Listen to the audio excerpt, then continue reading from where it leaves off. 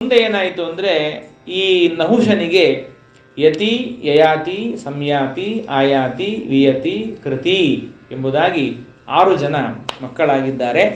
ಇದರ ಮಧ್ಯದಲ್ಲಿ ನಹುಷನ ಚರಿತ್ರೆಯನ್ನು ಹೇಳ್ತಾರೆ. ಅವನು ಕೂಡ ಮಹಾಪರಾಕ್ರಮಿ, 100 ಅಶ್ವಮೇಧ ಯಾಗಗಳನ್ನು ಮಾಡಿದ್ದಾನೆ.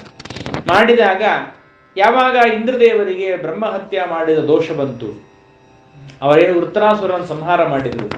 ಸಂಹಾರ ಮಾಡಿದಾಗ ಯಾರಾದರೂ ಒಬ್ರು ಇಂದ್ರ ಪದವಿಗೆ ಬರಬೇಕು ಅಂತ ಹೇಳಿ ಆಗ ನಹುಷನನ್ನ ಇಂದ್ರ ಪದವಿಯಲ್ಲಿ ಕೂಡಿಸ್ತಾರೆ.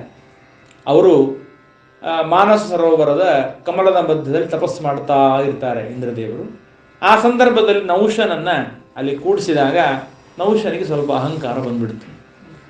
ಅಹಂಕಾರ ಬರೋದಷ್ಟೇ ಅಲ್ಲ, ಶಚೀದೇವಿಗೆ ತಾನೇನಪ್ಪ ಅಂದರೆ ಆಹ್ವಾನ ಕೊಡ್ತಾನೆ. ಆಗ ಶಚೀದೇವಿ ಇಂದ್ರದೇವರಿಗೆ ಕೇಳ್ತಾಳೆ, ಏನ್ರಿ ಸ್ವಾಮಿ, ಯಾವುದೋ ಮೂರ್ಖನಂತ ತಂದು ಕೂಡಿಸಿದ್ದೀರಲ್ಲ, ಏನವನು ಈ ರೀತಿಯಾಗಿ ಅಬದ್ಧವಾಗಿ ಮಾತಾಡ್ತಾ ಇದ್ದಾನೆ. ಆಗ ಇಂದ್ರದೇವರು ಹೇಳಿದ್ರಂತೆ, ಅವನಿಗೆ ಹೇಳು, ಸಪ್ತರ್ಷಿಗಳು ನಿನ್ನನ್ನ ಮೇಣೆಯಲ್ಲಿ ಹೊತ್ಕೊಂಡು ಬಂದ್ರೆ ನಾ ಸ್ವೀಕಾರ ಮಾಡ್ತೀನಿ ಅಂತ ಹೇಳು ಅಂದ್ರಂತೆ. ಆಗ ಅವ ಏನ್ ಮಾಡಿದ, ನಹುಷ ಹುಚ್ಚನಾಗಿ ಆ ರೀತಿಯಾಗಿ ಅಹಂಕಾರದಿಂದ ಮದೋನ್ಮತ್ತನಾಗಿ ಸಪ್ತರ್ಷಿಗಳಿಗೆ ಹೇಳಿದಾಗ ಘೋರವಾದ ಪಾಪ. ಆಗ ಕೇಳ್ತಾ ಇದ್ದಾರೆ ಭೃಗು ಋಷಿಗಳು, ಹೊತ್ಕೊಂಡಾಗ ಕೇಳ್ತಾ ಇದ್ದಾರೆ, ಏನಪ್ಪ ವೇದ ಪ್ರಮಾಣ ಹೌದು ಅಲ್ಲೋ ಅಂತ ಕೇಳಿದ್ರು. ಕೇಳಿದಾಗ ಪ್ರಮಾಣ ಅಲ್ಲ ಅಂದ. ಪ್ರಮಾಣ ಅಂತಿವ್ರು, ಪ್ರಮಾಣ ಅಲ್ಲ ಹೇಳಿ ಜಗಳಾಡ್ತಾ ಕಾಲಿಂದ ಒದ್ಬಿಟ್ಟ. ಆಗ ಬ್ರಹ್ಮದೇವರು ಶಾಪ ಕೊಡ್ತಾರೆ. ನೋಡಿ, ಬ್ರಹ್ಮದೇವರು ಶಾಪ ಕೊಡ್ತಾರೆ, ಅಜಗರನಾಗಿ ಬೀಳು ಅಂತ ಶಾಪ ಕೊಡ್ತಾರೆ. ಅವನೇ ಅಜಗರನಾಗಿ ಕೆಳಗಡೆ ಬಿದ್ದಿದ್ದಾನೆ. ಅಜಸ್ಸು ತನ್ನ ಶಾಪದಿಂದ ಅಜಗರನಾದವನ ಪಾದ ರಜದಿ ಪುನೀತನ ಮಾಡಿದವನೇ ಅಜ ಪದವಿಗೆ ಬಹನೆ ಅಂತ ಮತ್ತೆ ಪ್ರಾಣದೇವರನ್ನು ವರ್ಣನೆ ಮಾಡ್ತಾರೆ. ಭೀಮಸೇನ ದೇವರು ಆಮೇಲೆ ಅವನನ್ನು ಉದ್ಧಾರ ಮಾಡಿದರು ಎನ್ನುವ ಮಾತನ್ನು ಕೇಳ್ತೇವೆ. ಅಂತಹ ಈ ನಹುಷನ ಕಥೆಯನ್ನು ನಾವು ತಿಳಿಸ್ತಾರೆ. ನಹುಷನಿಗೆ ಯಾವ ಯಯಾತಿ ಎನ್ನುವಂತಹ ರಾಜನಾಗಿದ್ದಾನೆ. ರಾಜನ್ನ ವಿಪ್ರಯೋ ಅಕಸ್ಮಾತ್ ವಿವಾಹ ಪ್ರಾತಿಲೋಮಕಃ. ಏನಾಯಿತು ಅಂದರೆ ಈ ಯಯಾತಿಗೆ ದೇವಯಾನಿಯನ್ನು ಕೊಟ್ಟು ಮದುವೆ ಮಾಡ್ತಾರೆ. ದೇವಯಾನಿಗೆ ಮತ್ತು ಯಯಾತಿಗೆ ಯಾಕೆ ಮದುವೆಯಾಯಿತು ಅಂತ ಕೇಳಿದಾಗ ಏನಿಲ್ಲ, ಒಂದು ದಿವಸ ಏಕದಾ ದಾನವೇಂದ್ರಸ್ಯ ಶರ್ಮಿಷ್ಠ ನಾಮ ಕನ್ಯಕ ಸಖೀ ಸಹಸ್ರ ಸಂಯುಕ್ತ ಗುರುಪುತ್ರ್ಯಾಚ ಭಾಮಿನಿ. ಆ ವೃಷಪರ್ವ ರಾಜ ಅಂತ ದೈತ್ಯರಿಗೆ ರಾಜ. ಆ ವೃಷಪರ್ವ ರಾಜನ ಮಗಳು ಶರ್ಮಿಷ್ಠಾದೇವಿ, ಶುಕ್ರಾಚಾರ್ಯರ ಮಗಳು ದೇವಯಾನಿ. ಇವರಿಬ್ಬರು ಕೂಡ ಸೇರಿಕೊಂಡು ಅನೇಕ ಸಖಿಯರಿಂದ ಕೂಡಿಕೊಂಡು ಸಾಯಂಕಾಲದ ಹೊತ್ತು ಒಂದು ಬಾವಿ ಹತ್ರ ಹೋಗಿ ಸ್ನಾನ ಮಾಡ್ತಾ ಇದ್ದಾರೆ. ಬಾವಿಯಲ್ಲಿ ಸ್ನಾನ ಮಾಡ್ತಾ ಇರೋ ಸಂದರ್ಭದಲ್ಲಿ ಸಾಯಂಕಾಲ ಆಯಿತು. ಈ ಸಂದರ್ಭದಲ್ಲಿ ಸ್ನಾನ ಮಾಡಬಾರದು. ರುದ್ರದೇವರು ತನ್ನ ಮಡದಿಯಾದ ಪಾರ್ವತೀ ದೇವಿಯ ಜೊತೆಗೆ ಸಂಚಾರ ಮಾಡ್ತಾ ಇದ್ದಾರೆ. ಸಂಚಾರ ಮಾಡ್ತಾ ಇರುವಾಗ ಅದನ್ನು ನೋಡಿದ್ರು. ಹೇ, ರುದ್ರದೇವರು ಬಂದ್ಬಿಟ್ರು ಅಂತ ತಕ್ಷಣಕ್ಕೆ ಎದ್ದು ಬರ್ತಾರೆ ಮೇಲೆ. ಅದಕ್ಕಾಗಿಯೇ ಸಾಯಂಕಾಲ ಆಯಿತು ಅಂದರೆ, ಸಾಯಂಕಾಲ ಸಂಧಿಕಾಲ ಆಯಿತು ಅಂದರೆ ನಾವು ಸ್ವಲ್ಪ ನಮ್ಮ ಮನಸ್ಸು ಆಗ ಭ್ರಂಶವಾಗುವಂತಹ ಸಂದರ್ಭ ಇರ್ತದೆ. ಸಾಯಂಕಾಲ ಆಯಿತು ಅಂದರೆ ಸಂಧಿಕಾಲ. ಅದಕ್ಕಾಗಿ ಏನು ಮಾಡ್ತಾರೆ ಅಂದರೆ ಸಾಯಂಕಾಲದ ಹೊತ್ತು ಪುರಾಣಗಳನ್ನು ಉಪನ್ಯಾಸಗಳನ್ನು ಕೇಳಲಿಕ್ಕೆ ಹೋಗಬೇಕು. ಯಾಕೆಂದರೆ ಯಾರೂ ನಿಮಗೆ ಮಧ್ಯಾಹ್ನ ಯಾರೂ ಹೊರಗೆ ಬರೋದಿಲ್ಲ. ಸಾಯಂಕಾಲ ಆಯಿತು ಅಂದ್ರೆ ಹೊರಗೆ ಬರ್ತಾರೆ. ಹೊರಗೆ ಬಂದರು ಅಂದರೆ ಎಲ್ಲೆಲ್ಲೋ ಸಂಚಾರ ಮಾಡ್ಕೋತ ಹೋದ್ರು ಅಂದರೆ ಏನೇನೋ ಮಾಡ್ಕೊಂಡು ತಿರುಗಿ ಮನೆಗೆ ಬರಲಿಕ್ಕೆ 9-10 ಗಂಟೆ ಆಗಿಬಿಡ್ತದೆ. ಅದಕ್ಕಾಗಿ ನಮ್ಮ ಮನಸ್ಸು ವಿಚಲಿತವಾಗುವಂತಹ ಸಮಯದಲ್ಲಿ ಸರಿಯಾದ ಸಮಯದಲ್ಲಿ ನಾವು ದೇವರ ಹತ್ರ ಇರಬೇಕು ಅಂತ ಹೇಳ್ತಾರೆ. ಆಗ ಏನಾಗುತ್ತೆ ಅಂದರೆ ನಮ್ಮ ಮನಸ್ಸು ದೇವರನ್ನ ಸ್ಮರಣೆ ಮಾಡುವುದರಲ್ಲಿ ಲೀನವಾಯಿತು ಅಂದರೆ ಕೆಡೋದಕ್ಕೆ ಸ್ವಲ್ಪ ಕಮ್ಮಿ ಆಗುತ್ತೆ. ಈ ರೀತಿಯಾಗಿ ನಾವು ಸಾಯಂಕಾಲದ ಹೊತ್ತು ಏನಾದರೂ, ಯಾಕೆ ಅಂದರೆ ರುದ್ರದೇವರು ಶಾಪ ಕೊಡ್ತಾರೆ. ಆ ಸಂದರ್ಭದಲ್ಲಿ ನಾವು ಕೆಟ್ಟ ಕೆಲಸ ಮಾಡ್ತಾ ಇದ್ರೆ ಅವರು ಶಾಪ ಕೊಡ್ತಾರೆ. ಅನೇಕ ಸಂದರ್ಭಗಳಲ್ಲಿ ನಾವು ನೋಡ್ತೇವೆ ಇದನ್ನು. ಇದೇ ಭಾಗವತದಲ್ಲೇನೆ ತಾವು ಅದನ್ನೇ 6ಠ ಸ್ಕಂದದಲ್ಲಿ ಅವರ ಚರಿತ್ರೆಯನ್ನು ಕೇಳಿದ್ದೀರಿ. ಆಗ ಮೇಲೆ ಎದ್ದು ಬರ್ತಾರೆ ಇಬ್ಬರು ಕೂಡ, ಶರ್ಮಿಷ್ಠ ಮತ್ತು ದೇವಯಾನಿ. ಮೇಲೆ ಎದ್ದು ಬರಬೇಕಾದ್ರೆ ಬೈ ಮಿಸ್ಟೇಕ್ ಏನಾಯಿತು ಅಂದರೆ ಅವಳ ವಸ್ತ್ರವನ್ನು ಇವರು ಉಟ್ಕೊಂಡ್ಬಿಟ್ರು.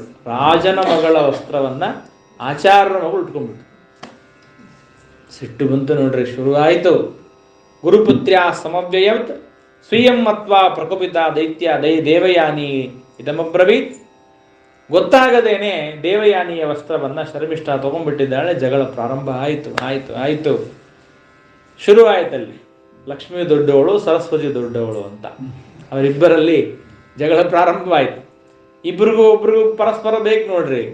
ಹಂಗಾಗಿ ಆ ಸಂದರ್ಭದಲ್ಲಿ ಗುರುಪುತ್ರರ ಮಗಳು ನಾನು ಅಂತ ಇವಳು, ಗುರುರ ಮಗಳು ಅಂತ ಇವಳು.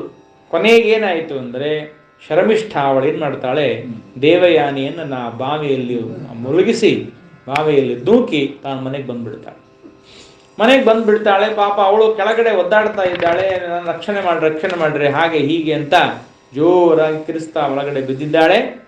ಆದರೆ ಈ ಕಡೆಗೆ ದತ್ವಾ ಸಮುತ್ತರಂ ವಾಸಸ್ತಸ್ಯೇ ರಾಜ ವಿವಾಸಸೆ ಗೃಹೀತ್ವಾ ಪಾಣಿನ ಪಾಣಿಂ ಮುಜ್ಜಹಾರ ದಯಾಪರಹ. ಯಯಾತಿ ಮಹಾರಾಜ ನೀರು ಕುಡಿಬೇಕು ಅಂತ ಬಂದ. ನೀರಡಿಕೆ ಆಗಿತ್ತು ಅವನಿಗೆ. ನೀರು ಕುಡಿಬೇಕು ಅಂತ ಬಾವಿಗೆ ಬಂದ್ರೆ ಸಂಸಾರದ ಬಾವಿಯಲ್ಲೇ ಬಿದ್ಬಿಟ್ಟ. ಯಯಾತಿ ಮಹಾರಾಜನಿಗೆ ಸಂಸಾರದ ಬಾವಿಯೇ ಅಲ್ಲಿ ತೆಗೆದಿತ್ತಿತ್ತು ನೋಡಿ. ಆಗ ದೇವಯಾನಿಯನ್ನು ಕೈ ಹಿಡಿದ. ದೇವಯಾನಿ ಹೇಳ್ತಾಳೆ, ನನ್ನನ್ನು ಪಾಣಿಗ್ರಹಣ ಮಾಡಿದ್ದೀಯ, ನನ್ನ ಕೈಯನ್ನು ಹಿಡಿದಿದ್ದೀಯ ನೀನು, ಅದಕ್ಕಾಗಿ ದಯಮಾಡಿ ನೀನೇ ನನ್ನ ಮದುವೆ ಆಗಬೇಕು. ಅದರಿಂದಲೇ ಜ್ಯೋತಿಷ್ಯದಲ್ಲಿ ಒಂದು ನಿಯಮ ಏನು ಅಂದರೆ, ಪುರುಷರ ಕೈ ನೋಡೋದಾದರೆ ಬಲಗೈ ನೋಡೋದು, ಸ್ತ್ರೀಯರ ಕೈ ನೋಡೋದಾದರೆ ಎಡಗೈ ನೋಡಬೇಕೇ ಹೊರತು ಬಲಗೈ ನೋಡೋದಲ್ಲ. ಬಲಗೈಯನ್ನು ಕೇವಲ ಅವರ ಪತಿ ಮಾತ್ರ ಮುಟ್ಟಬೇಕೇ ಹೊರತು ಬೇರೆ ಯಾರೂ ಅವರ ಬಲಗೈಯನ್ನು ಮುಟ್ಟುವ ಹಾಗಿಲ್ಲ. ಅದಕ್ಕಾಗಿಯೇ ಎಡಗೈಯನ್ನು ಜ್ಯೋತಿಷ್ಯರು ನೋಡ್ತಾರೆ. ಎಡಗೈ ನೋಡಿ ನಿಮ್ಗೆ ಫಲ ಹೇಳ್ತಾರೆ ಹೊರತು ಬಲಗೈ ಯಾರೂ ನೋಡೋದಿಲ್ಲ. ಆದ್ದರಿಂದ ಅವಳು ಹೇಳ್ತಾಳೆ, ನ ಬ್ರಾಹ್ಮಣೋಮಯ ಭವಿತಾ ಹಸ್ತಗ್ರಾಹ್ಯೋ ಮಹಾಭುಜ ಕಚಸ್ಯ ಬಾರ್ಹಪತ್ಯಸ್ಯ ಶಾಪಾತ್ ಯಮಶಪಂಪುರ. ನನಗೆ ಬೃಹಸ್ಪತ್ಯಾಚಾರ್ಯರ ಮಗನಾದ ಕಚರ ಶಾಪ ಇದೆ. ಏನಂತ? ನನ್ನನ್ನು ಮದುವೆಯಾಗುವವನು ಕ್ಷತ್ರಿಯ ಎಂಬುದಾಗಿದೆ. ಅದಕ್ಕಾಗಿ ನೀನೇ ಮದುವೆ ಆಗಬೇಕು. ಏನಾಗಿರ್ತದೆ ಅಂದರೆ, ಇದೆಲ್ಲ ಡಬ್ಬಿಯೊಳಗೆ ಡಬ್ಬಿ ಇದ್ದಂಗೆ, ಕತಿಯೊಳಗೆ ಕತಿಗಳು ಹಾಗೆ ಬರ್ಕೋತ ಹೋಗ್ತಾವ. ಹಾಗಾಗಿ ಏನಾಯಿತು, ಈ ದೈತ್ಯರಲ್ಲಿ ಗುರುಗಳಾದ ಬೃಹಸ್ಪತ್ಯಾಚಾರ್ಯ ಇದ್ದಾರಲ್ಲ, ಅವರಿಗೆ ಅಮೃತ ಸಂಜೀವಿನಿ ವಿದ್ಯೆ ಬರ್ತಿತ್ತು. ಹಾಗಾಗಿ ಏನಾಯಿತು ಅಂದರೆ, ಸತ್ತಿರುವಂತಹ ದೈತ್ಯರನ್ನೆಲ್ಲ ಬದುಕಿಸೋರು, ಸತ್ತು ದೈತ್ಯರೆಲ್ಲ ಬದುಕಿಸ್ಬಿಡೋ, ಬರಬರ ಬದುಕಿಸ್ಬಿಡೋ. ದೇವತೆಗಳಿಗೆ ಏನಾಯಿತು ಅಂದರೆ, ಪಾಪ ಸಣ್ಣ ಸಣ್ಣ ದೇವತೆ ಸತ್ತು ಹೋಗ್ತಾ ಇತ್ತು. ಕೊನೆಗೆ ವಿಚಾರ ಮಾಡಿದ್ರು, ಹೆಂಗಾದ್ರೂ ಮಾಡಿ ಆ ವಿದ್ಯೆ ಕಲಿಬೇಕು ನೋಡ್ರಿ. ಆ ವಿದ್ಯೆ ಕಲಿಬೇಕು ಅಂದ್ರೆ ಯಾರನ್ನು ಕಳಿಸ್ಬೇಕು? ಬೃಹಸ್ಪತ್ಯಾಚಾರ್ಯ ಹೇಳಿದ್ರು, ಸ್ವಾಮಿ ನಿಮ್ಮ ಮಗನ್ನೇ ಕಳಿಸ್ಬಿಡ್ರಿ. ನೋಡ್ರಿ, ಅವ್ರ ಮಗನನ್ನ ಕಚನನ್ನ ಶುಕ್ರಾಚಾರ್ಯ ಹತ್ರ ಕಳಿಸಿದ್ರು. ಎದಕ್ಕೆ ಅಂದರೆ ಅಮೃತ ಸಂಜೀವಿನಿ ವಿದ್ಯೆ ಕಲಿಬೇಕು ಅಂತ.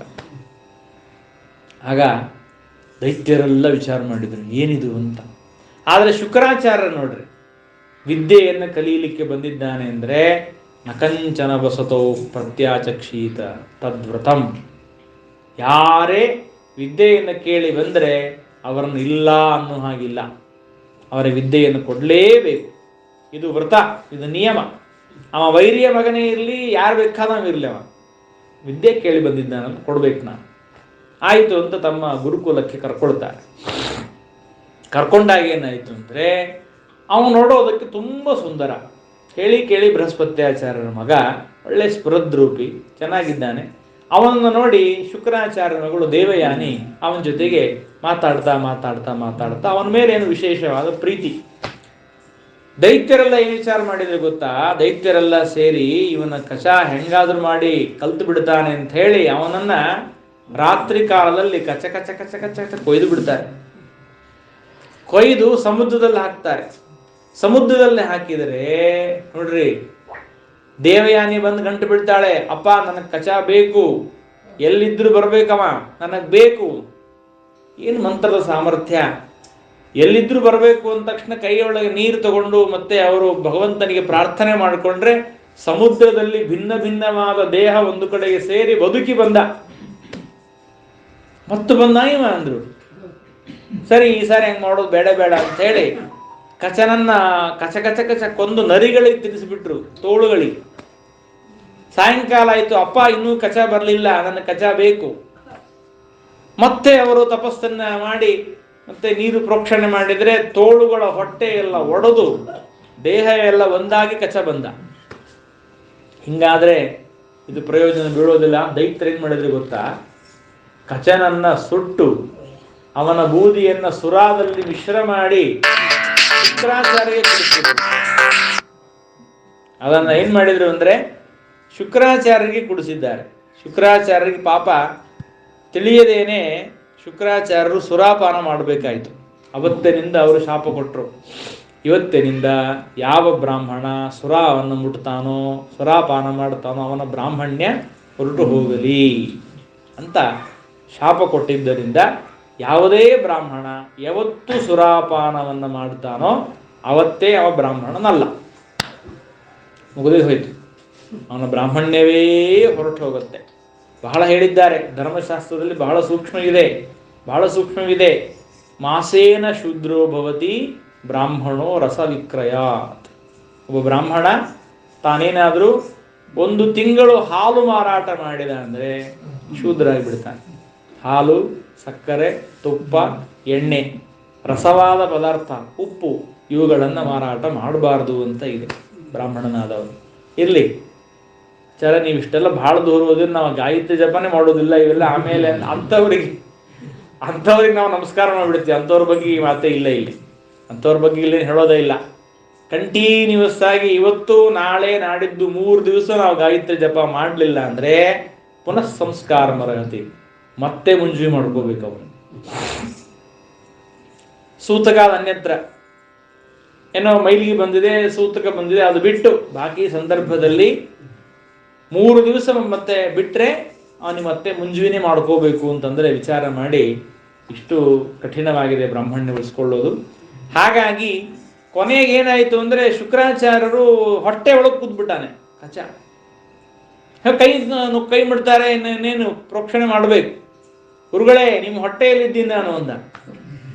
ಅಯ್ಯೋ ಮಹಾರಾಯ ಅಂಥೇಳಿ ಆಗ ದೈತ್ಯರನ್ನ ಬಾಯಿಗೆ ಬಂದಾಗ ಬೈತಾರೆ ಶುಕ್ರಾಚಾರ್ಯ, ಇಂತಹ ಕೆಟ್ಟ ಕೆಲಸ ಮಾಡಿದ್ದೀರಿ ಅಂತ. ಕಚ ಬೇಕು ಅಂತ ಪಾಪ ಅವಳು ಹಠ ಮಾಡ್ತಾ ಇದ್ದಾಳೆ. ಮಗಳ ಮೇಲೆ ಭಾರೀ ಪ್ರೀತಿ, ಶುಕ್ರಾಚಾರ್ಯ ಒಬ್ಬಳೇ ಮಗಳು ಪಾಪ. ಹಾಗಾಗಿ ಮಗಳ ಮೇಲೆ ಬಹಳ ಪ್ರೀತಿ ಇತ್ತು. ಪ್ರೀತಿ ಇದ್ದಿದ್ದರಿಂದ ಆವಾಗ ಏನು ಮಾಡಿದ್ರು ಅಂದರೆ ಅಮ್ಮ ಹೊಟ್ಟೆಯಲ್ಲಿ ಇದ್ದಾಗಲೇ ತಾವು ಅವನಿಗೆ ಅಮೃತ ಸಂಜೀವಿನಿ ವಿದ್ಯೆಯನ್ನು ಉಪದೇಶ ಮಾಡ್ತಾರೆ. ಉಪದೇಶ ಮಾಡಿದಾಗ ಅವನಿಗೆ ಉಪದೇಶ ಮಾಡಿದ್ದರಿಂದ ಅವ ಬದುಕಿ ಬಂದ. ಅವನ ಮೇಲೆ ಪ್ರಯೋಗ ಮಾಡ್ತಾರೆ, ಬದುಕಿ ಬಂದು ಅದೇ ಉಪದೇಶದಿಂದ ಅವ್ರನ್ನ ಬದುಕಿಸಿದ. ಶುಕ್ರಾಚಾರ್ಯನ ಮತ್ತೆ ಬದುಕಿಸಿದಾಗ ದೇವಯಾನಿಗೆ ತುಂಬ ಸಂತೋಷ ಆಯಿತು. ಇಲ್ಲಪ್ಪ ಬಹಳ ಸಂತೋಷ ಆಯಿತು, ಬದುಕಿಸಿದಿ, ನಿನ್ನನ್ನೇ ಮದುವೆ ಆಗ್ತೀನಿ ಅಂತ ಕೂತ್ಬಿಟ್ಟು.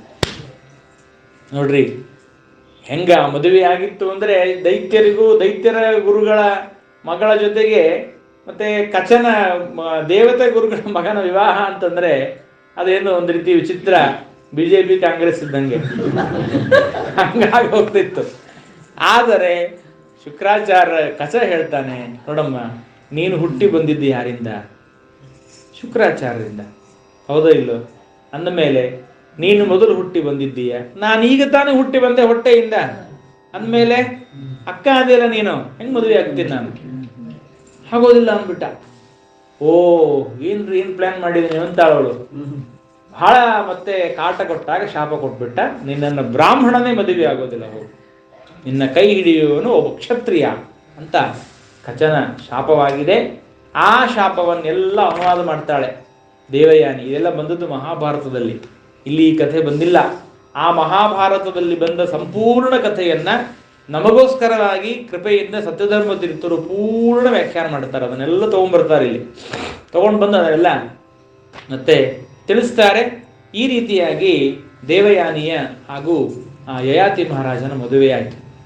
ಮದುವೆಯ ಸಂದರ್ಭದಲ್ಲಿ ಒಂದೇನು ನಿರ್ಣಯ ಆಯಿತು ಅಂದರೆ, ಶುಕ್ರಾಚಾರ್ಯ ಹೇಳ್ತಾರೆ, ನಾನು ಬಿಟ್ಟು ಹೋಗ್ಬಿಡ್ತೀನಿ, ಬೇಡವೇ ಬೇಡ ನನಗೆ, ನನ್ನ ಮಗಳನ್ನು ಇಷ್ಟು ಅವಮಾನ ಮಾಡಿದ್ದಾಳೆ ನನ್ನ ಮಗಳು ಅಂದರೆ ರಾಜ ನಾನು ಇರೋದಿಲ್ಲ, ಹೊರಟು ಹೋಗ್ತೀನಿ ಅಂತ ಭಯಂಕರ ಜಗಳ ಆಯಿತು. ಕೊನೆಗೆ ಋಷಪರ್ವ ರಾಜ ಹೇಳಿದ, ಸ್ವಾಮಿ ಗುರುಗಳೇ, ನೀವಿಲ್ಲದೆ ಇದ್ದು ಬದುಕಲಿಕ್ಕೆ ಸಾಧ್ಯನೇ ಇಲ್ಲ, ನನ್ನ ಮಗಳಿಗೆ ನೀವು ಏನು ಬೇಕಾದ ಶಿಕ್ಷೆ ಕೊಡ್ಬೋದು, ನಿಮ್ಮ ಮಗಳಿಗೆ ಕೇಳ್ರಿ, ಅವಳೇನು ಶಿಕ್ಷೆ ಅನುಭವಿಸ್ಲಿ ಅಂತ. ಕೊನೆಗೆ ಕೇಳ್ತಾರೆ, ಅವಳು ನನ್ನ ದಾಸಿಯಾಗಿ ಇರಬೇಕು ಅಂತ ಹೇಳ್ತಾಳವಳು.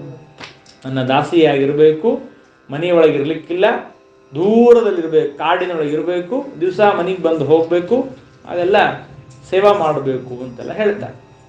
ಹೇಳಿದಾಗ ಏನಾಯಿತು ಅಂತಂದರೆ ವೃಷಭರ್ವ ತಮಾಜ್ಞಾಯ ಪ್ರತ್ಯಾನೀಕಂ ಅವೀಕ್ಷಿತಂ, ಏನು ಮಾಡಬೇಕು ಅಂತ ವಿಚಾರ ಮಾಡಿ ಒಂದು ದಿವಸ ಏನಾಗತ್ತೆ, ನಹುಷ ಅಂದರೆ ಯಯಾತಿ ಮಹಾರಾಜ ತಾನು ಪ್ರತಿನಿತ್ಯ ಒಂದು ಕೆಲಸಕ್ಕೋಸ್ಕರವಾಗಿ ಆ ಕಡೆ ಈ ಕಡೆ ಸಂಚಾರ ಮಾಡ್ತಾ ಇರಬೇಕಾದಾಗ ಕಾಡಿನ ಮಧ್ಯದಲ್ಲಿ ಈ ಶರ್ಮಿಷ್ಠಾದೇವಿ ಬೇಡಿಕೊಳ್ತಾಳೆ. ಹೀಗೆ ನೋಡಪ್ಪ ಮಹಾರಾಜ, ದಯಮಾಡಿ ನನ್ನನ್ನು ಮದುವೆ ಮಾಡ್ಕೋ, ಗಾಂಧರ್ವ ವಿವಾಹ, ಕ್ಷತ್ರಿಯರಿಗೆ ಗಾಂಧರ್ವ ವಿವಾಹ ಅದು ಉಚಿತವಾಗಿದೆ. ರಾಕ್ಷಸ ವಿವಾಹ, ಪೈಶಾಚ ವಿವಾಹ, ಗಾಂಧರ್ವ ವಿವಾಹ ಇವೆಲ್ಲವೂ ಕೂಡ ಕ್ಷತ್ರಿಯರಿಗೆ ಮಾತ್ರ. ಬ್ರಾಹ್ಮಣರಿಗೆ ಕೇವಲ ಒಂದೇ ಒಂದು ಬ್ರಾಹ್ಮ ವಿವಾಹ ಅಷ್ಟೇ ಬ್ರಾಹ್ಮಣರಿಗಿರೋದು. ಹಾಗಾಗಿ ನನ್ನನ್ನು ಮದುವೆಯಾಗು ಅಂತ ಕೇಳ್ತಾಳೆ. ಇಲ್ಲಪ್ಪ, ಮೊದಲೇ ಹೇಳ್ತಾರೆ ಶುಕ್ರಾಚಾರ್ಯರು, ಅಕಸ್ಮಾತ್ ಏನಾದರೂ ಶರ್ಮಿಷ್ಠೆಯನ್ನು ಮದುವೆಯಾದೆಯೋ ನೋಡು, ಮತ್ತೆ ಎಲ್ಲ ಹೇಳಿಟ್ಟಿರ್ತಾರೆ ಮದುವೆ ಆಗ್ಲಿಕ್ಕಿಲ್ಲ ಅಂತ. ಹೇಳ್ತಾನ ಅವನು, ನೋಡಮ್ಮ ಹೀಗೆ ಹೇಳಿದ್ದೀನಿ ನಾನು ಶುಕ್ರಾಚಾರ್ಯರಿಗೆ, ಸುಳ್ಳು ಮಾತಾಡದಂಗೆ ಆಗತ್ತೆ, ಅದಕ್ಕಾಗಿ ನಾನು ಸರ್ವಥಾ ನನ್ನ ಮದುವೆ ಆಗೋದಿಲ್ಲ ಅಂದಾಗ ಒಂದು ಧರ್ಮಶಾಸ್ತ್ರದ ಮಾತನ್ನು ಹೇಳ್ತಾಳೆ ಶರ್ಮಿಷ್ಠೆ. ನನರ್ಮಯುಕ್ತಂ ವಚನಂ ಹಿನಸ್ತಿ ನಸ್ತ್ರೀಸುರಾಜನ್ನ ವಿವಾಹ ಕಾಲೇ ಪ್ರಾಣಾತ್ಯಯೇ ಸರ್ವಧನಾಪಹಾರೆ ಪಂಚಾಮೃತಾನ್ಯಾಹುರಪಾತಕಾನಿ. 5 ಸಂದರ್ಭದಲ್ಲಿ ಸುಳ್ಳು ಮಾತನಾಡಬಹುದು. ಯಾವಾಗ ಅಂದರೆ ನಸ್ತ್ರೀಶುರಾಜನ್ನ ವಿವಾಹ ಕಾಲೇ, ಸ್ತ್ರೀಯರ ಜೊತೆಗೆ ಪ್ರಣಯದಿಂದ ಮಾತನಾಡಬೇಕಾದಾಗ ಸುಳ್ಳು ಮಾತಾಡಬಹುದು. ಅವರೇನು ಕೇಳ್ತಾರೆ, ನೋಡ್ರಿ ನಂಗೆ ಈಗಿಂದೀಗೆ ಬೇಕು, 2 ತೊಲೆ ಬಂಗಾರ ಬೇಕು. ಯಾಕಾಗಿ ಮಾಡ್ತೇವೆ, ಕೊಡ್ಸೇ ಬಿಡ್ತೀನಿ ಅಂತಂದು ಆಮೇಲೆ ಮತ್ತೆ ಝೀರೋ ಮಾಡೋದೆ. ಅವರಿಗೆ ಕೋಪ ತಾಪಗಳಾದಾಗ ಏನಂತ ಹ್ಞೂ ಅಂದ್ಬಿಡ್ಬೇಕಂತೆ. ಅದನ್ನು ನಾನು ಹೇಳ್ತಾ ಇಲ್ಲ, ಮಹಾಭಾರತ ಹೇಳ್ತಾ ಇದೆ. ನೋಡ್ರಿ, ನಸ್ತ್ರೀಶುರಾಜನ್ನ ವಿವಾಹ ಕಾಲೇ, ವಿವಾಹ ಕಾಲದಲ್ಲಿ ಏನೋ ಒಂದೆರಡು ಅಲ್ಪ ಸ್ವಲ್ಪ ಸುಳ್ಳು ಹೇಳಿ ಮದುವೆ ಮಾಡಬಹುದು, ಮದುವೆ ಮಾಡ್ಕೋಬಹುದು ಅಂತ ಹೇಳಿದ್ದ. ಹಂಗಂತೇಳಿ ಪೂರ್ಣ ಎಲ್ಲಾನು ಸುಳ್ಳೇ ಹೇಳಿ ಮಾಡಿದರೆ ಕಷ್ಟ. ಪೂರ್ಣ ಸುಳ್ಳೇ ಹೇಳಿ ಮದುವೆ ಮಾಡ್ಕೊಳ್ಬಾರ್ದು. ಯಾವುದೋ ಅಲ್ಪ ಸ್ವಲ್ಪ ಒಂದೆರಡು. ಪಾಪ ಯಾರೋ ಒಬ್ಬ ಕನ್ಯಾಪಿತ ಪರೀಕ್ಷೆ ಮಾಡಿದಂತ ಹುಡುಗ, ಏನಪ್ಪ ನಿನಗೇನಾದ್ರು ಕೆಟ್ಚಟ ಇವೇನು? ಏನಿಲ್ಲ ಸ್ವಾಮಿ, ಕುಡಿಯೋದು ಸೇದೋದು ಯಾವುದೂ ಇಲ್ಲ ನನಗೆ. ಸರಿ, ಒಳ್ಳೇದಾಯ್ತು. ಅಲ್ಲ ಸ್ವಾಮಿ, ಎಲ್ಲಾರೋ ಒಂದು ಸಣ್ಣ ದೋಷ ಇರ್ತದೆ, ನನ್ನತ್ರ ಒಂದು ಸಣ್ಣ ದೋಷ ಅದ. ಏನು? ಸುಳ್ಳು ಮಾತಾಡ್ತೀನಿ ಅಂದ್ರೆ ಇಷ್ಟೊತ್ತನಕ ಹೇಳಿದ್ದೆಲ್ಲ ಏನು? ಸುಳ್ಳು ಅಂತ ಅರ್ಥ. ಹಂಗೆ ಎಲ್ಲಾನು ಸುಳ್ಳು ಹೇಳಿ ಮದುವೆ ಮಾಡ್ಕೊಳ್ಳೋದಲ್ಲ, ಯಾವುದೋ 1-2 ಸುಳ್ಳಾದರೆ ಪರವಾಗಿಲ್ಲ. ಯಾಕೆ ಈ ಮಾತನ್ನು ಹೇಳ್ತೀನಿ ಅಂದರೆ, ಬಕುಲಾದೇವಿ ಶ್ರೀನಿವಾಸನ ಮದುವೆ ಮಾಡ್ಕೋಬೇಕಾದ್ರೆ ಇದೇ ಮಾತು ಹೇಳ್ತಾಳೆ. 25 ವರ್ಷ ಆಯ್ತು, ವಿದ್ಯಾವಾನ್ ಬಲವಾನ್ ಅಂತೀರಿ, ಯಾಕೆ ಇನ್ನು ಮದುವೆ ಆಗಿಲ್ಲ? ಇಲ್ಲ ಮದುವೆ ಆಗ್ಯಾನ ಅವನು ಬಿಟ್ರು. ಅವನು ಸಣ್ಣವಿದ್ದಾಗ ಒಂದು ಮದುವೆ ಆಗ್ಯಾನ, ಇನ್ನು ಮದುವೆ ಆಗ್ತಾನೆ. ಮದುವೆ ಆಗೇ ಇಲ್ಲ, ಅವನೇನು ಮದುವೆ ಆಗ್ಯಾನ. ಹಾಗಾಗಿ 1-2 ಮತ್ತೆ ವಿವಾಹ ಕಾಲದಲ್ಲಿ ಸುಳ್ಳು ಹೇಳಿದರೆ ಪರವಾಗಿಲ್ಲ. ಪ್ರಾಣಾತ್ಯಗೆ, ಪ್ರಾಣ ಹೋಗುವ ಕಾಲ ಬಂದಿದೆ, ಇನ್ನೇನು 2 ನಿಮಿಷಕ್ಕೆ ಪ್ರಾಣವೇ ಹೋಗುತ್ತೆ ಅಂತಂದರೆ ಆ ಸಂದರ್ಭದಲ್ಲೂ ಸುಳ್ಳು ಮಾತಾಡಬಹುದು, ಪ್ರಾಣವನ್ನು ಮತ್ತೆ ಉಳಿಸ್ಕೋಬಹುದು. ಯಾರೋ ಬಂದ ನಿಂತ ಗುಂಡು ಹಾರಿಸ್ತೀನಿ ನಿಮಗೆ, ಈಗಿಂದೀಗ ಹೇಳ್ರಿ ದೇವರು ಸರ್ವೋತ್ತಮ ಅಲ್ಲ ಅಂತ ಹೇಳ್ರಿ ಅಂದ್ರೆ ಏನು ಮಾಡೋದಾಗ? ಪ್ರಾಣಕಾಲ ಹೋಗುವಾಗ ನಾವೇನು ಏಕಾಂತ ಭಕ್ತರಲ್ಲ ಪ್ರಹ್ಲಾದರಾಜರಂಗ, ಹಾಗಾಗಿ ಸುಳ್ಳು ಮಾತಾಡ್ಬೋದು. ಸರ್ವಧನ ಅಪಹಾರೇ, ಎಲ್ಲ ಹಣ ಪೂರ್ಣ ಅಂದು ಹೊರಟೋಗಿದೆ, ಏನೇನೇನೂ ಇಲ್ಲ, ಒಂದು ಪೈಸಾ ಇಲ್ಲ, ನಾನು ಪೂರ್ಣ ಬೀದಿ ಪಾಲಾಗಿದ್ದೇನೆ. ಆ ಸಂದರ್ಭದಲ್ಲೂ 1-2 ಸುಳ್ಳುಗಳನ್ನು ಮಾತಾಡಿ ಇರಬಹುದು ಅಂತ ಹೀಗೆ ಹೇಳಿದ್ದಾರೆ. ಆದ್ದರಿಂದ ನೀವು ಮಾತನಾಡಿದ್ದಕ್ಕೆ ಸುಳ್ಳಾದರೆ ತಪ್ಪಿಲ್ಲ, ನನ್ನ ಮದುವೆ ಆಗಿದೆ ಅಂತ ಹೇಳ್ತಾಳೆ. ಆಗ ಮದುವೆ ಆಗ್ತಾನೆ. ಮದುವೆಯಾದ ಗಾಂಧರ್ವ ವಿವಾಹವನ್ನು ಮಾಡಿಕೊಂಡ. ಯದು ತುರ್ವಸು ಎಂಬುದಾಗಿ ಇಬ್ಬರು ದೇವಯಾನಿಯಲ್ಲಿ ಹುಟ್ಟುತ್ತಾರೆ. ದೃಶ್ಯು ಅನು ಪೂರು ಎಂಬುದಾಗಿ ಶರ್ಮಿಷ್ಠಾದೇವಿಯಲ್ಲಿ ಹುಟ್ಟಿದ್ದಾರೆ. ನೋಡಿ, ಹುಟ್ಟಿದಾಗ ಹಾಗೆ ಒಂದು ಸಂಸಾರ ಶುರು ಆಗಿಬಿಡ್ತು. ಮನೆಯೊಳಗೊಂದು ಸಂಸಾರ, ಕಾಡೊಳಗೊಂದು ಸಂಸಾರ. ಯಯಾತಿ ಮಹಾರಾಜನ ಹಣೆ ಬರ ಹಿಂಗಾಗಿಬಿಡ್ತು ನೋಡಿ. ಸಂಸಾರ ನಡೀತಾ ಇರೋ ಸಂದರ್ಭದಲ್ಲಿ ಒಂದು ದಿವಸ ಏನಾಯಿತು, ದೇವಯಾನಿ ಸ್ವಲ್ಪ ಭಾರಿ ಸ್ಟ್ರಿಕ್ಟ್, ಅವಳು ಭಾರಿ ಸ್ಟ್ರಿಕ್ಟು. ವಾಕಿಂಗ್ ಹೋಗೋಣ ಬನ್ರಿ ಅಂತ. ಈ ಕಡೆ ಬೇಡ, ಈ ಕಡೆ ಹೋಗೋಣ.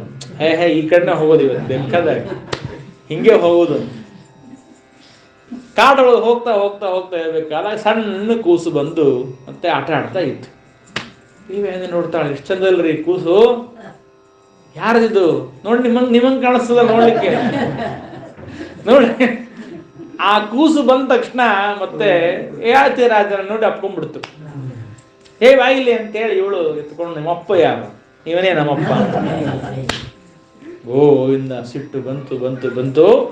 ಓ ಹಾಗಾದ್ರೆ ಮೋಸ ಮಾಡಿದ್ದೀರಿ ನನಗೆ, ನಮ್ಮಪ್ಪನಿಗೆ ಮೋಸ ಮಾಡಿದ್ದೀರಿ ನೀವು ಅಂತ ಶಾಪ ಕೊಡ್ತಾ ಇದ್ದಾರೆ ಶುಕ್ರಾಚಾರ್ಯರು. ಶುಕ್ರಸ್ತಮಾಹ ಕುಪಿತಃ ಸ್ತ್ರೀಕಾಮಾನ್ ಅನೃತ ಪೂರುಷ ತ್ವಂ ಜರ ವಿಷತೆ ಮಂದ ವಿರೂಪ ಕರಣೀಂದ್ರನಾಂ.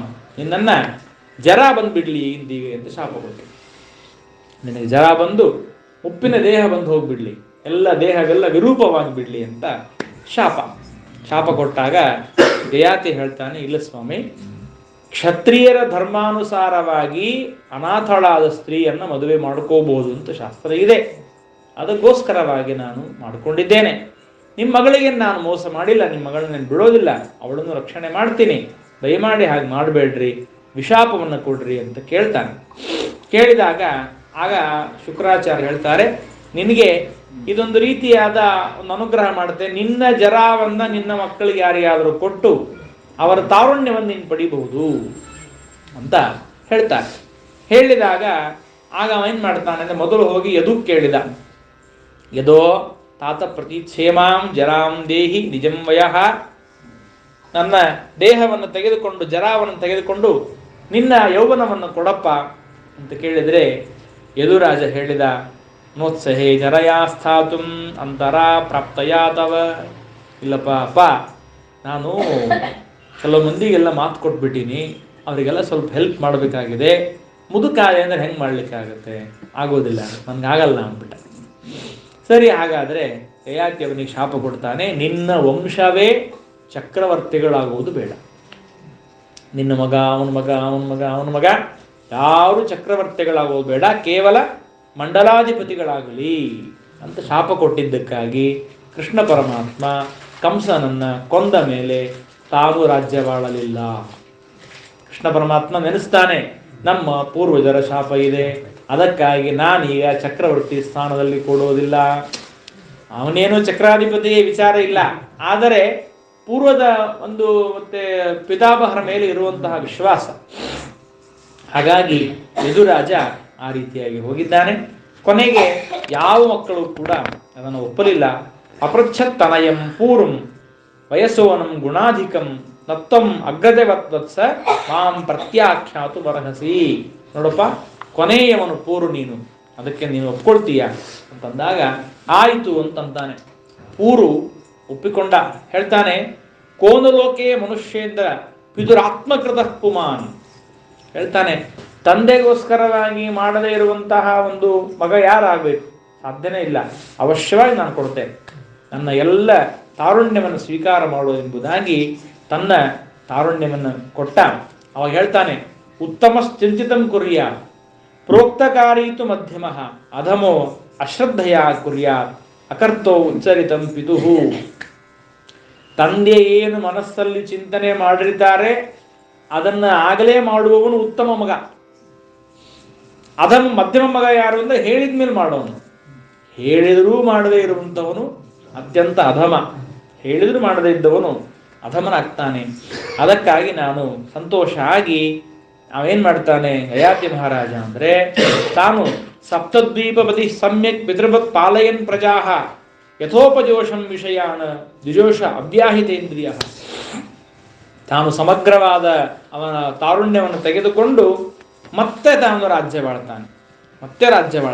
ಹೇಳ್ತಾರೆ, ಸೈತ್ಥಂ ಆಚರನ್ ಕಾಮಾಂ ಸ್ತ್ರೈಣೋಹಂ ಅಪವಹ್ಮ ಆತ್ಮನಃ ಬದ್ಧ್ವಾ ಪ್ರಿಯಾಯೇ ನಿರ್ವಿಣ್ಣಃ ಗಥಾಸಾ ಗಾಥಮೇಗಯಾತ್. ಹೇಳ್ತಾರೆ, ಆ ಯಯಾತಿ ಮಹಾರಾಜ ತಾನು ತನ್ನ ಆಯುಷ್ಯದಲ್ಲಿ ಸಮಗ್ರವಾದ ಭೋಗವನ್ನು ಮಾಡುವುದಲ್ಲದೆ ತನ್ನ ಮಗನ ಆಯುಷ್ಯವನ್ನು ತೆಗೆದುಕೊಂಡು ಅದರಿಂದಲೂ ಭೋಗವನ್ನು ಮಾಡಿದ.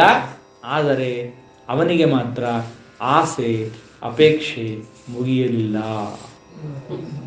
ಕೊನೇ ಒಂದು ಮಾತು ಬರೆದಿಟ್ಟ, ನಕಾಮಃ ಕಾಮ ಕಾಮ್ಯಾನ ಉಪಭೋಗೇನ ಶಾಮ್ಯತಿ ಹವಿಷಾ ಕೃಷ್ಣವರ್ತ್ಮೇವ ಭೂಯೈವಾಭಿವರ್ಧತೆ. ಕೊನೆಗೆ ಬರೆದಿರ್ತಾನೆ, ದಯಮಾಡಿ ನಾನು ಅನುಭವಿಸಿ ಹೇಳುವ ಮಾತಿದು, ನಿಮಗೆ ಹೇಳ್ತೇನೆ, ಎಂದೆಂದಿಗೂ ಕಾಮ ಆಸೆ ಅನ್ನೋದು ಅದನ್ನು ಭೋಗ ಮಾಡಿ ಮಾಡಿ ಮಾಡಿ ಮಾಡಿ ಮಾಡಿ ಬೇಜಾರು ಬರುತ್ತೆ ಅನ್ನುವ ಮಾತು ಸುಳ್ಳು. ಹವಿಷಾ ಕೃಷ್ಣವರ್ತ್ಮೇವ, ಅಗ್ನಿಯಲ್ಲಿ ತುಪ್ಪ ಹಾಕಿದ ಹಾಗೆ ಅದು ಬೆಳಿತಾನೆ ಹೋಗುತ್ತೆ ಹೊರತು ನಮಗೆ ವೈರಾಗ್ಯ ಬರಬೇಕು ಅಂದರೆ ವಿಷಯಗಳ ಬಗ್ಗೆ ನಾವು ಅದರ ದೋಷ ಚಿಂತನೆಯನ್ನು ಮಾಡಲೇಬೇಕು. ವಿಷಯಗಳ ದೋಷ ಚಿಂತನೆಯನ್ನು ಮಾಡದೇ ಹೊರತು ವೈರಾಗ್ಯ ಬರುವುದಿಲ್ಲ. ಒಂದು ಮತ ಇದೆ ಮಧ್ಯದಲ್ಲಿ, ಅಂದರೆ ಪ್ರಾಯ 1960-70 ಇಸ್ವಿಯಲ್ಲಿ ಅವನ ಮತ ಬಹಳ ಬೆಳೆದಿತ್ತು. ಉಚ್ಛ್ರಾಯವಾಗಿ ಪುಣಾದಲ್ಲಿ ಭಗವಾನ್ ಏನು ಕರೀತಾರೆ, ರಜನೀಶ. ಅವನ ಮತ ಏನು ಅಂದರೆ ನೀವು ವಿರಕ್ತರಾಗಬೇಡಿ ಅಂತ. ಅವರ ಮತ ಏನು, ಓಶೋ. ಅವನ ಮತ ಏನು ಅಂದರೆ ಯಾರು ವಿರಕ್ತರಾಗಬೇಡಿ, ನಿಮಗೆ ಎಷ್ಟು ಬೇಕೋ ಅಷ್ಟು ಭೋಗ ಮಾಡಿ, ಅಪೇಕ್ಷೆ ಪಟ್ಟು ಭೋಗ ಮಾಡಿ ಮಾಡಿ ನಿಮಗೆ ಬೇಜಾರು ಬರುತ್ತೆ, ಆಮೇಲೆ ವಿರಕ್ತರಾಗ್ರಿ ಅಂತ. ಅದೊಂದು ಮತ. ನಿಮಗೆ ತುಂಬ ಜಿಲೇಬಿ ಇಷ್ಟ ಅಂದರೆ ಜಿಲೇಬಿಯನ್ನು ತಿಂದು ತಿಂದು ತಿಂದು ತಿನ್ರಿ, ಒಂದು ದಿವಸ ನಿಮಗೆ ಏನಾಗುತ್ತೆ ಅಂದರೆ ಬೇಜಾರು ಬರುತ್ತೆ, ಬೇಜಾರು ಬಂದಿದ್ರೆ ಆಮೇಲೆ ಜಿಲೇಬಿ ಬಿಟ್ಟೇ ಬಿಡ್ತೀರಿ ಅಂತ. ಸುಳ್ಳು, ಆ ಮಾತು ಸುಳ್ಳು. ಹೊಟ್ಟೆ ತುಂಬುವವರೆಗೆ ಮಾತ್ರ ಜಿಲೇಬಿ ಬೇಡ ಆಗತ್ತೆ. ಹೊಟ್ಟೆ ಖಾಲಿ ಆಯಿತು ಅಂದರೆ ನಾಳೆ ಬೆಳಿಗ್ಗೆ ಕೇಳ್ರಿ ಎಲ್ಲರಿಗೂ ಮತ್ತೆ ಬೇಕಾಗತ್ತೆ ಜಿಲೇಬಿ. ಹಾಗಾಗಿ ಸರ್ವಥಾ ತಪ್ಪು. ಆ ಮಾತನ್ನ ಇಲ್ಲಿ ಜಯಾತಿ ಮಹಾರಾಜ ಹೇಳ್ತಾನೆ. ಬಹಳ ಸುಂದರವಾಗಿ ದಾಸರು ಹೇಳ್ತಾರಲ್ಲ, ನಾನು ಧರೆಯ ಭೋಗವ ಬಿಟ್ಟು ವರಮೋಕ್ಷ ಪದವಿಗೆ ಬರ್ತೀರಾ, ಇಲ್ಲೇ ಇರ್ತೀರಾ. ಈ ಸಂಸಾರದ ಭೋಗ ಇದು ಎಷ್ಟು ದಿವಸ ಆದರೂ ಮುಗಿಯೋದೇ ಇಲ್ಲ, ಇದು ಮುಗಿಯೋದೇ ಇಲ್ಲ. ಇವತ್ತು ಮುಗಿಯುತ್ತೆ ನಾಳೆ ಮುಗಿಯುತ್ತೆ ಅಂದರೆ ಮುಗಿಲಿಕ್ಕೆ ಹೋಗೋದಿಲ್ಲ. ಹಾಗಾಗಿ ಆಸೆ ಅಭಿಲಾಷೆಗಳಿಗೆ ಎಂದೆಂದಿಗೂ ಮುಕ್ತಾಯ ಅನ್ನೋದಿಲ್ಲ. ತುಂಬ ಚೆನ್ನಾಗಿ ಹೇಳ್ತಾರೆ ವಿಜಯದಾಸರು. ಉದಯವಾಗದ ಮುನ್ನ ಉದರ ಪೋಷಣೆ ಚಿಂತೆ, ಅದರ ಮೇಲೆ ಧಾನ್ಯ ಧನದ ಚಿಂತೆ, ಮದನ ಯೌವನ ಚಿಂತೆ ಮತ್ತೆ ಸತ್ವದ ಚಿಂತೆ, ಹೃದಯದಲ್ಲಿ ನಿಮ್ಮ ಚಿಂತೆಯನ್ನು ಮಾಡದಲೆ ಕೇಟೆ, ವೆಂಕಟಾಚಲ ನಿಲಯ ಎನ್ನ ಒಡೆಯ. ಮಂದಗಮನೆಯ ರಾಸೆ ಮೇದಿನಿಯಾಳುವ ಆಸೆ, ನಂದನರ ಆಸೆ ನಾನಾಸೆಯೋ, ಬಂಧು ಬಳಗದ ಆಸೆ ಭಾಗ್ಯವುಳ್ಳವನಾಸೆ, ಒಂದು ದಿನ ನಿಮ್ಮಾಸೆಯನ್ನು ಮಾಡದಲೆ ಕೇಟೆ, ವೆಂಕಟಾಚಲ ನಿಲಯ ಎನ್ನ ಒಡೆಯ. ಎದುರು ಇಲ್ಲವೆಂಬು ಗರ್ವ, ಎದೆಯ ಬಿಗುವಿನ ಗರ್ವ, ವದನ ನಿಷ್ಠುರ ಗರ್ವ, ವಿದ್ಯಾ ಗರ್ವವೋ, ಉದದಿಶಯನ ನಮ್ಮ ವಿಜಯ ವಿಠಲರೇಯ, ಮದ ಗರ್ವದಿಂದ ನಿನ್ನ ನೆನೆ ಹೂ ಮಾಡದೆ ಕೇಟೆ, ವೆಂಕಟಾಚಲ ನಿಲಯ ಎನ್ನ ಒಡೆಯ. ಹಾಗಾಗಿ ಹೇಳ್ತಾರಲ್ಲ, ದೇಶ ದೇಶಕ್ಕೆ ಹೋಗಿ ರಾಶಿ ಧನ ಮನೆಗಾಗಿ ಆಸೆ ಪೂರ್ತಿಸದೆ ಆಯಾಸದಿಂದ. ದೇಶ ದೇಶಕ್ಕೆ ಹೋಗಿ ರಾಶಿ ಧನ ಮನೆಗಾಗಿ ಆಸೆಯನ್ನು ಮುಗಿಸ್ಲಿಕ್ಕಾಗದೆ ಆಭಾಸ ಮಾಡಿದೆನಯ್ಯ ಅಂತ ದಾಸ ತಿಳಿಸ್ತಾರೆ. ಹಾಗಾಗಿ ಯಯಾತಿ ಮಹಾರಾಜ ಹೇಳಿದ ಹಾಗೆ ಎಂದೆಂದಿಗೂ ಅದು ಅಪೇಕ್ಷೆ ಅನ್ನೋದು ಮುಗಿಯುವುದಿಲ್ಲ. ಯಯಾತಿ ಮಹಾರಾಜನ ಚರಿತ್ರೆಯ ಒಂದು ಮಹತ್ವದ ಅಂಶವೇನು ಅಂದರೆ ನಮಗೆ ವೈರಾಗ್ಯವನ್ನು ತಂದುಕೊಡೋದು. ವೈರಾಗ್ಯವನ್ನು ನಾವು ತಾಳಬೇಕು ಅಂತ ಆದರೆ ವಿಷಯಗಳ ಬಗ್ಗೆ ನಮಗೆ ದೋಷ ಚಿಂತನೆಯನ್ನು ಮಾಡಲೇಬೇಕು ಎನ್ನುವ ತತ್ವವನ್ನು ನಮಗೆ ತಿಳಿಸಿಕೊಡ್ತಾ ಇದ್ದಾನೆ. ಅಂತಹ ಯಯಾತಿ ಮಹಾರಾಜನ ಕಥೆಯೊಂದಿಗೆ ಇವತ್ತಿನ ಕಥಾಭಾಗವನ್ನು ಮುಕ್ತಾಯ ಮಾಡೋಣ.